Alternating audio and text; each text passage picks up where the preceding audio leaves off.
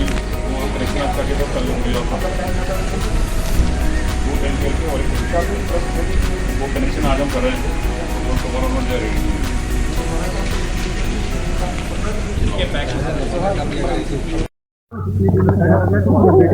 करीब 90% काम पूरा हो चुका है। 1-2 दिन में जितना भी और काम बचा वो भी सारा कार्य पूरा हो जाएगा।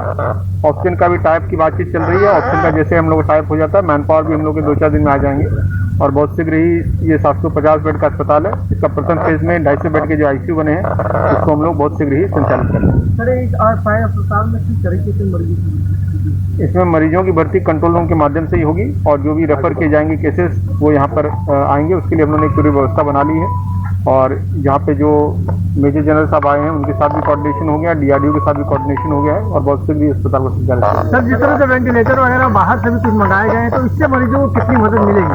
पूरी मदद नहीं, करीब 250 वेंटिलेटर के बेड हैं, 50 हमारे बाईपास हैं, कुछ एचएफएनसी आज हैं और बाकी सारे उपकरण भी हमारे करीब आ गए हैं। सर इसमें क्या क्या सुविधाएं होंगी? इन 3 लोगों को भर्ती कराया जाएगा? बताया तो आपको भाई, बताया तो इसमें जो रेफर्ड होंगे पेशेंट उनको भर्ती कराया जाएगा और कुछ ऐसे जो पेशेंट जो क्रिटिकल होंगे सीधे भी आते तो उनको भर्ती। अस्पतालों में जहां सीरियस पेशेंट होंगे उनको और जो रेफर होके पेशेंट्स आएंगे केवल उनको लिया जाएगा। सीधी भर्ती यहाँ शुरुआत में नहीं की जाएगी। अगर बेड खाली रहते हैं 3-4 दिन के रनिंग के बाद और लगता है कि सीधी भर्ती की स्टेटस में हम लोग आ गए हैं तभी ये निर्णय लिया जाएगा। फिलहाल जो शुरुआती दौर में इसमें जो भर्तियां होंगी वो बाकी अस्पतालों से पहले मरीज ट्रांसफर करा के होंगी ताकि उन अस्पतालों में बेड खाली हो जाए और जिनको सीधी भर्ती पहली बार लेनी है वो उन अस्पतालों में आ जाएं। सभी अस्पतालों को हम 1-2 दिन में एडवाइजरी जारी करेंगे। उनके यहाँ जितने भी सीरियस पेशेंट रेफर करने लायक हैं जो यहाँ भेजे जा सकते हैं पहले उनकी लिस्ट बना के तैयार रखें, पहले उन्हीं पेशेंट्स को यहाँ लाया जाएगा। इसी प्रकार जितने सरकारी अस्पतालों में या प्राइवेट अस्पतालों में लोग ऑलरेडी एडमिट हैं उनको यहाँ शिफ्टिंग की आवश्यकता है तो वो होंगे।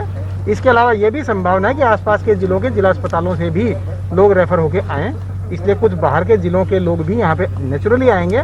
इसलिए पहले रेफरल ही इसको बनाया जाएगा, सीधी भर्ती यहाँ पे नहीं होगी।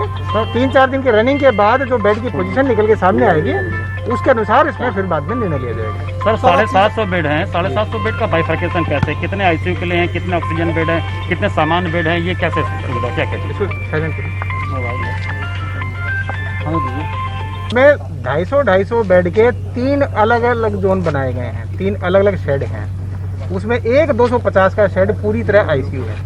उसमें सभी पे वेंटिलेटर, सभी पे सारी व्यवस्थाएं जो जीवन रक्षा के लिए होती हैं वो लगी हुई हैं। बाकी जो 250 के 2 अलग शेड हैं वो प्लेन ऑक्सीजन के बेड हैं। हालांकि उन पे भी बाईपैप का और एचएफएनसी का इंतजाम इमरजेंसी के लिए रहेगा।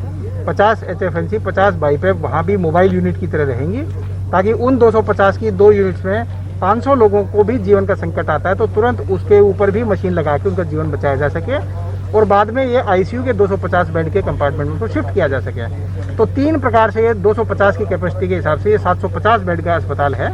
लगभग सारी व्यवस्थाएं हो गई हैं। कल इसमें ऑक्सीजन डाली जाएगी और सारे वेंटिलेटर्स की टेस्टिंग की जाएगी। 1-2 दिन में सारे डॉक्टर्स हैं वो भी ड्यूटी पे रिपोर्ट करने वाले हैं। 3-4 दिन में इसकी व्यवस्थाएं धीरे धीरे रनिंग में आ जाएगी। मतलब अगले हफ्ते तक इसके प्रारंभ होने की पूरी संभावना? जी अगले हफ्ते इसको प्रारंभ करना ही है। इसमें मोबिलाइजेशन जो ड्यूटीज का है वो लिखा पढ़ी में आदेश जारी होने शुरू हो गए हैं। डॉक्टर्स, नर्सिस, पैरामेडिकल स्टाफ कुछ डिफेंस से आएंगे, कुछ बीएचयू से आएंगे। दोनों प्रकार से मिला के ये सारी व्यवस्था बन गई है। भारत सरकार से प्रतिदिन इसके बारे में वीसी चल रही है। 1-2 दिन में सारे आदेश जारी हो जाएंगे, लोग ज्वाइन करना शुरू कर देंगे। इधर इसमें लिक्विड ऑक्सीजन डाल के टेस्टिंग शुरू हो जाएगी। जैसे ही स्टाफ आएगा हैंड्स ऑन ट्रेनिंग 1 दिन करा दी जाएगी, उसके अगले दिन अस्पताल चालू करा दिया जाएगा।